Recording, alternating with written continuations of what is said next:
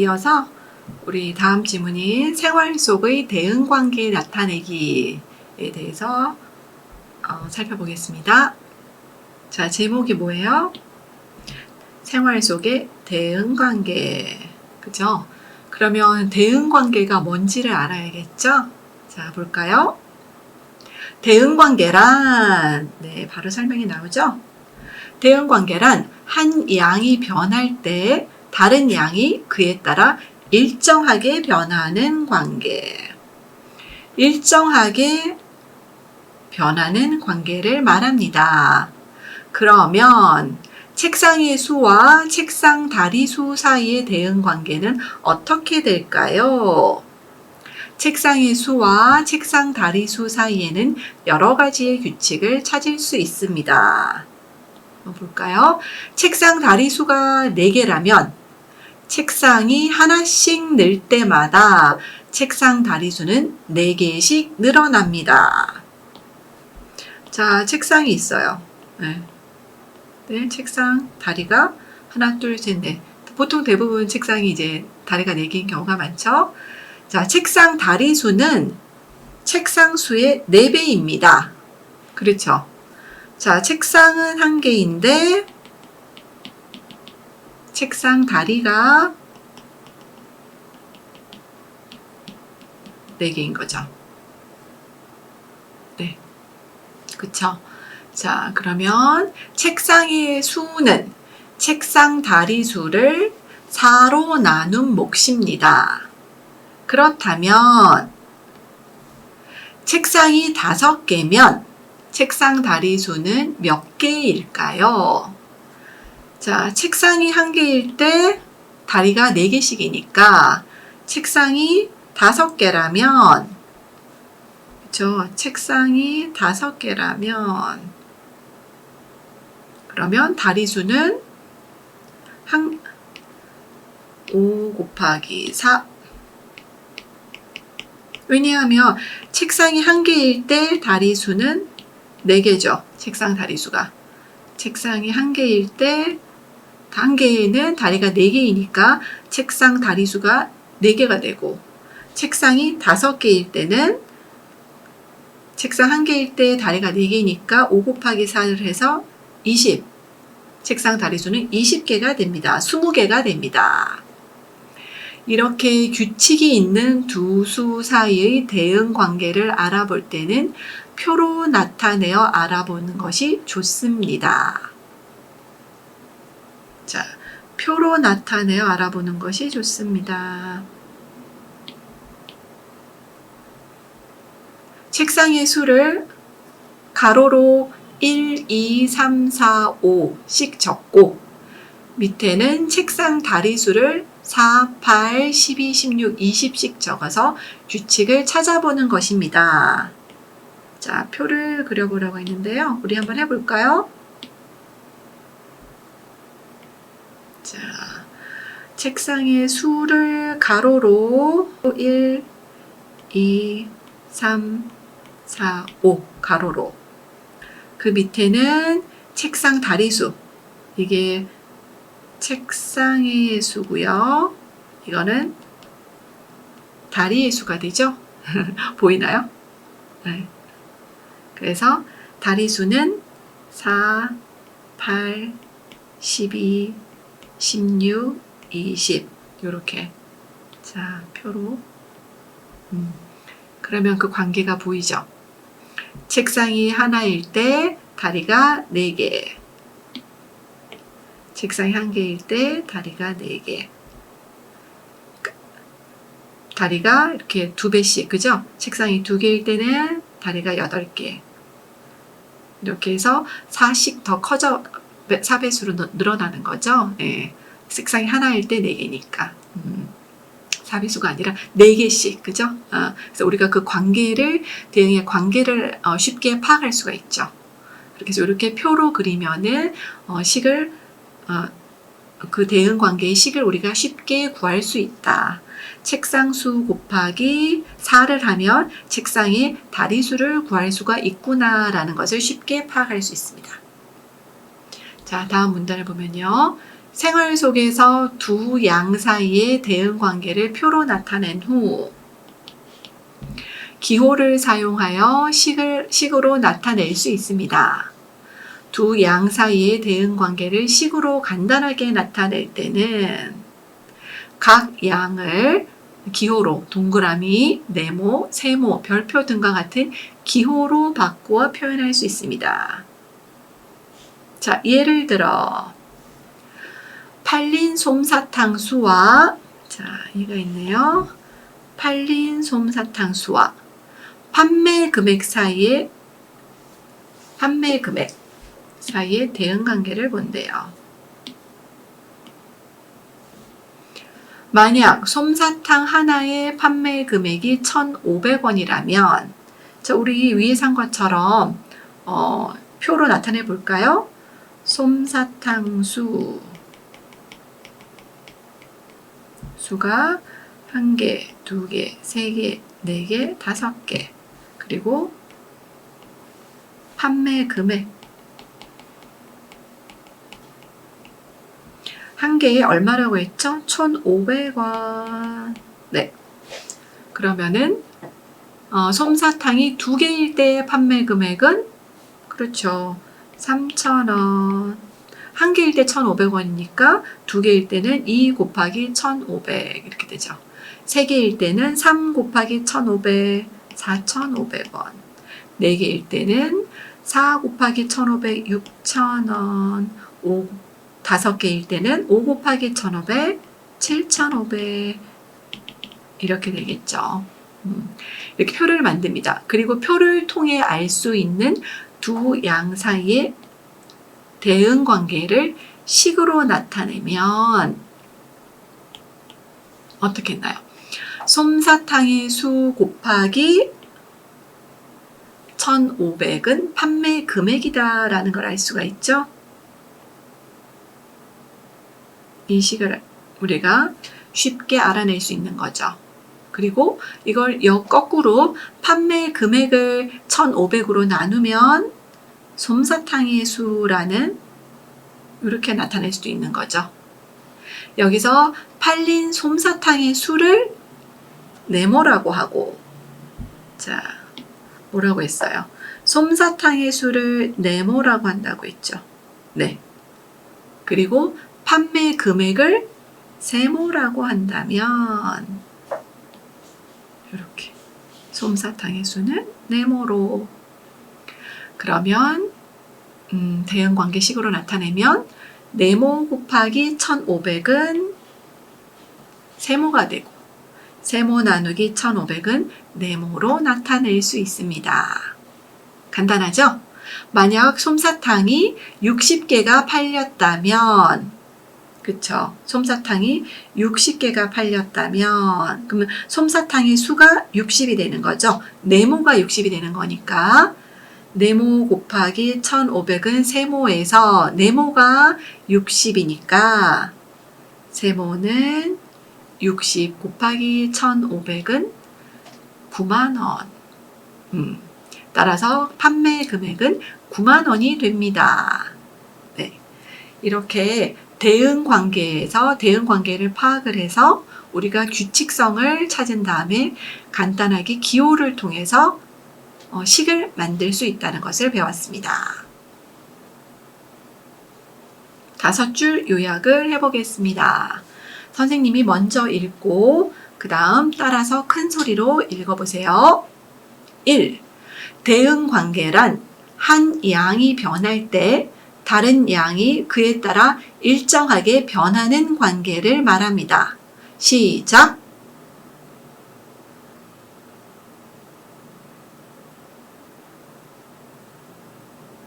2. 규칙이 있는 두 수 사이의 대응 관계를 알아볼 때는 표로 나타내어 알아보는 것이 좋습니다. 시작!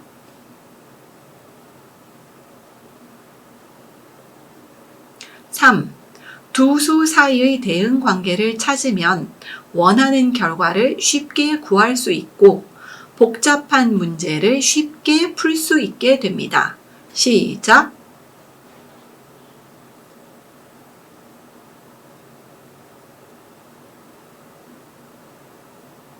4. 두 양 사이의 대응 관계를 기호를 사용하여 식으로 나타낼 수 있습니다. 시작!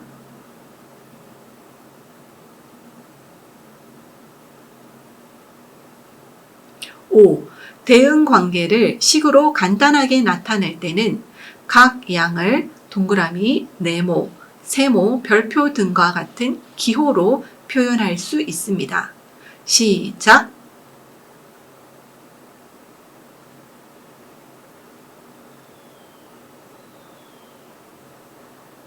네. 자, 그러면 우리 5줄 요약에서 반드시 써야 되죠, 여러분?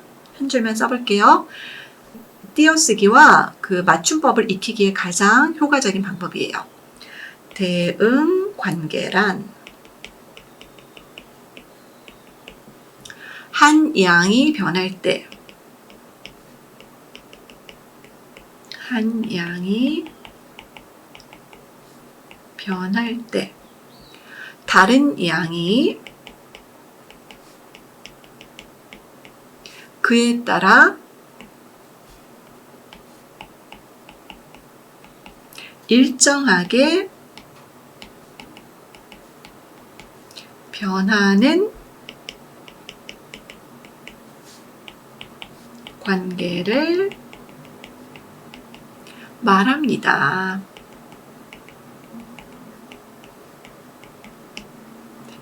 이렇게 여러분이 한번 써보면 어떻게 띄어쓰는 것이 올바른 띄어쓰기인지 쉽게 한 번에 기억할 수 있겠죠?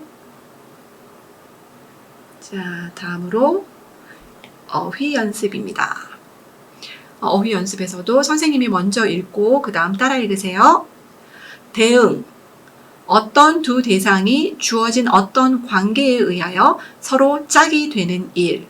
시작.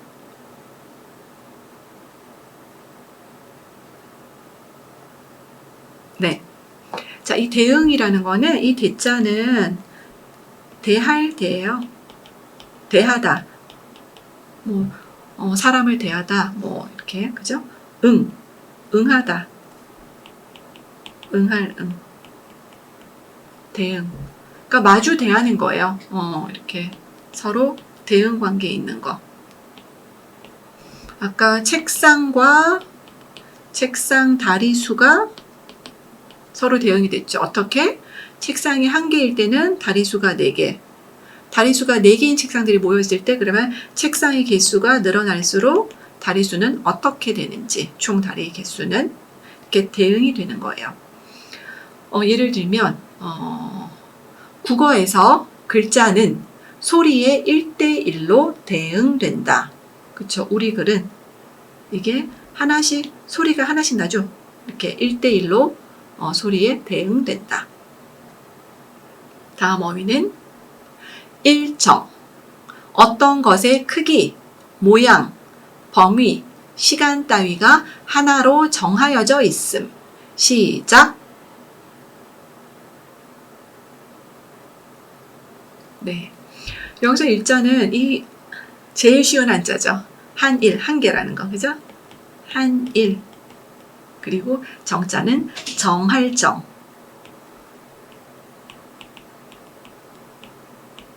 정한다. 그죠? 그래서 하나로 정하여져 있다. 예를 들면, 뭐가 있을까요? 학교에서 모범생을 선발하는 데는 일정한 기준을 통과해야 한다. 일정한. 하나로 정해져 있는 어떤 일정한 기준을 통과해야 한다. 다음 어휘는 규칙. 여러 사람이 다 같이 지키기로 작정한 법칙 또는 제정된 질서. 시작.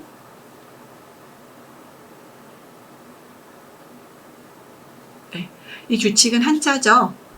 규자는 우리 규범할 때 같은 거예요. 법규. 규자고 칙도 법칙이에요. 법을 의미하는 거예요. 네, 법칙칙. 그래서 규칙이라는 건 결국 법칙이라는 거죠. 작정한 법칙. 예를 들면 뭐예요? 학교에서도 그렇고 우리 사회에서도 그렇고 규칙을 어겼을 경우 처벌을 받는 것은 당연하다. 특히 공동체 사회가 원활하게 이루어지기 위해서는 사소한 규칙도 지키는 것이 굉장히 중요하죠. 자, 다음 어휘는 기호. 어떠한 뜻을 나타내기 위하여 쓰이는 부호, 문자, 표지 따위를 통틀어 이르는 말. 시작.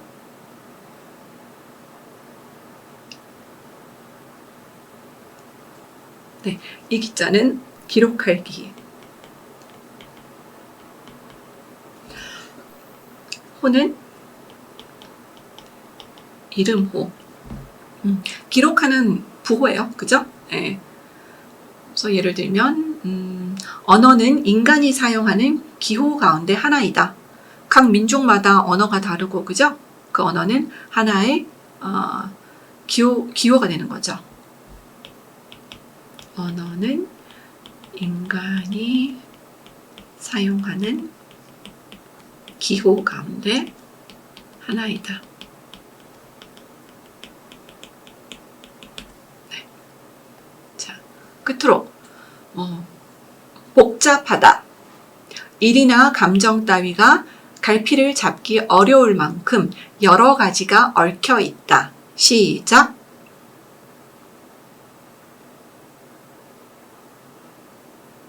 네, 이건 뭐 한자 어휘가 아니라 순우리말이죠. 복잡하다. 네. 네, 예를 들면 복잡하다. 도심의 교통은 항상 복잡하다. 서울이나 부산, 대구 같은 인천 이렇게 큰 도심일수록 도심의 교통은 도심은 언제나 교통이 복잡하다. 이게 더 적절하겠네요. 도심은 언제나 교통이 복잡하다. 네, 이런 예문이 가능하고요. 자, 그럼 같이 우리 문제 풀어볼까요? 네. 다음 중 본문의 내용으로 알맞지 않은 것을 고르세요. 1번. 대응관계란 한 양이 변할 때 다른 양이 그에 따라 불규칙하게 변하는 관계를 말한다. 우리가 대응관계는 어떻게 변하는 관계죠? 불규칙한 게 아니라 일정하게. 책상이 하나일 때 책상 다리는 4개 이렇게 일정하게 변하는 관계를 말한다. 2번. 틀렸으니까 이게 답이죠. 2번. 규칙이 있는 두 수 사이의 대응 관계를 알아볼 때는 표로 나타내어 알아보는 것이 좋다. 그렇죠. 대응 관계를 알아볼 때 표로 만들면 간단하게 쉽게 그 대응 관계를 파악할 수 있다. 3번. 생활 속에서 두 양 사이의 대응 관계를 표로 나타낸 후에 다음 기호를 사용하여 식으로 나타낼 수 있다. 맞죠? 4번. 두 양 사이의 대응 관계를 식으로 간단하게 나타낼 때는 각 양을 동그라미, 네모, 세모, 별표 등과 같은 기호로 바꾸어 표현할 수 있다. 맞습니다. 5번. 대응 관계의 예로 책상 수는 책상 다리 수를 4로 나눈 몫이 있다. 했죠? 네, 맞습니다. 따라서 알맞지 않은 것은 1번입니다. 다음 2번 볼까요? 다음 중 두 양 사이의 대응 관계로 나타낼 수 없는 것, 대응 관계로 나타낼 수 없는 것을 고르세요. 1번. 장수 풍뎅이와 다리 수. 일정하죠?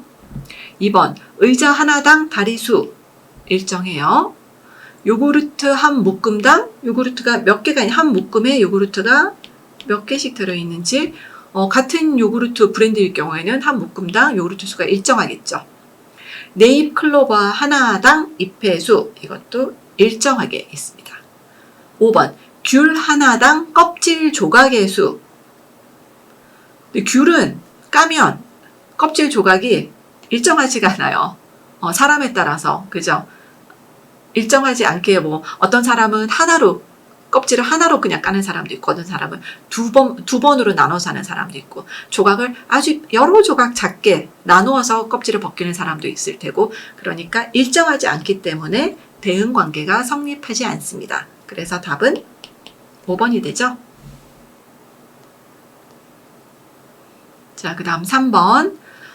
다음 중 두 수 사이 대응관계를 찾으면 좋은 점, 대응관계를 찾으면 좋은 점은 무엇이 있을까요? 알맞은 것을 고르세요. 1번, 간단한 문제를 복잡하게 만들게 된다. 바뀌었죠? 복잡한 문제를 간단하게 만들 수 있다. 2번, 정답을 잘 구할 수 없게 된다. 아니죠. 정답을 잘 구할 수 있게 된다. 쉽게 찾을 수 있는 거죠. 복잡한 문제를 쉽게 풀 수 있게 된다. 그렇죠. 3번. 이게 맞죠? 복잡한 문제를 쉽게 풀 수 있게 된다. 4번. 나만의 언어로 표현할 수 있게 된다. 아니죠. 어떤 규칙을 찾는 거죠. 우리는. 5번. 결과를 내 마음대로 조작할 수 있게 된다. 조작하는 것이 아니라 일정한 관계를, 대응 관계를 찾는 것이에요. 네, 조작하는 것이 아니죠. 다음 4번. 다음 중 아래의 두 양 사이의 대응 관계를 표현한 것으로 알맞은 것을 고르세요. 자, 볼까요? 요구르트 한 묶음은 5개. 요구르트 묶음의 수는, 그리고 요구르트의 수는, 자, 요구르트 한 묶음에는 요구르트가 3, 4, 5개가 들어있어요. 그런데 요구르트 묶음의 수는 네모라고 했어요. 자, 한 묶음에 이게 한 묶음이죠? 이게 네모죠. 그래서 이 한 묶음에는 5개가 들어있는데, 그렇게 되면 요구르트의 개수가 되는 거죠. 요구르트가 몇 개가 들어있는지. 그래서 답은, 그렇죠, 4번입니다. 네. 그러면 지금 마지막으로 우리가 본 지문은 생활 속의 대응관계 나타내기. 우리가 대응관계를 나타내기, 식으로 나타내는 거, 그죠? 이거에 대해서 공부를 했고, 떠오르는 어휘가 무엇이 있나요? 대응관계니까 우리는 당연히 가장 중요한 어휘는 대응이 무엇인지 배웠고요. 그리고 일정하다. 이 대응관계는 두 양의 관계가 일정할 때, 그리고 일정한 규칙을 찾는 것이고, 그리고 기호를 이용해서 대응관계를 식으로 표현할 수 있고, 따라서 복잡한 것을 우리는 간단하게 계산할 수 있게 됩니다. 자, 이렇게 했습니다. 그래서 오늘은 우리가 생활 속의 대응관계 나타내기까지 했고요. 다음 시간에는 약분과 통분을 배우도록 하겠습니다. 네, 여러분 모두 수고했습니다. 다음 시간에 봐요.